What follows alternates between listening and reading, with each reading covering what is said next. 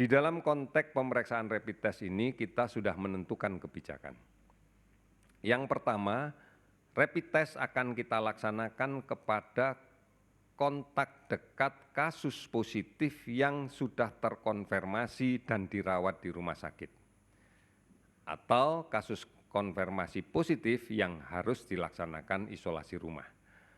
Maka bagian dari penelusuran terhadap kontak, keluarga yang tinggal serumah dengan pasien itu harus kita periksa semuanya.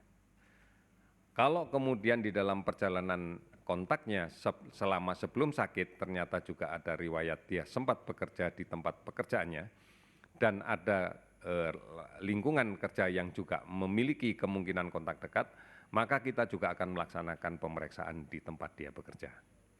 Ini prioritas yang pertama. Prioritas yang kedua adalah kita melakukan pemeriksaan kepada semua tenaga kesehatan yang kemudian terkait dengan layanan terhadap pasien COVID-19. Ini harus kita periksa, termasuk front office rumah sakit juga kita lakukan pemeriksaan. Karena kita tahu bahwa mereka adalah kelompok yang sensitif untuk rentan terinfeksi COVID-19.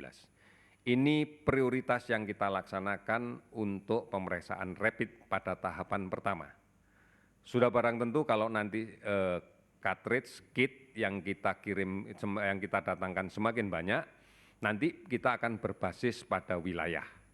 Sementara ini kita masih tracing pada kelompok yang memiliki kerentanan tinggi, yaitu kontak dekat dan petugas kesehatan. Ini yang menjadi prioritas pertama kita. Kemudian setelah kit kita yang kita datangkan kembali sudah cukup banyak, maka kita akan melakukan pemeriksaan berbasis pada kewilayahan. Sebagai contoh di Jakarta ini adalah wilayah Jakarta Selatan yang sudah kami identifikasi dan kami petakan, maka ini akan menjadi prioritas kita. Pelaksanaan tes tentunya nanti akan didesentralisasikan di semua fasilitas kesehatan yang ada di wilayah itu. Misalnya puskesmas, kemudian laboratorium kesehatan daerah, rumah sakit yang ada di wilayah tersebut, baik rumah sakit pemerintah maupun rumah sakit swasta. Ini yang harus kita lakukan di tahapan berikutnya. Oleh karena itu, inilah yang menjadi urut-urutan tahapan kita di dalam kaitan dengan layanan kesehatan. Saat ini kita sudah mendistribusikan, kami cek tadi sudah mulai bergerak distribusi 125.000 kit untuk pemeriksaan cepat yang didistribusikan di 34 provinsi.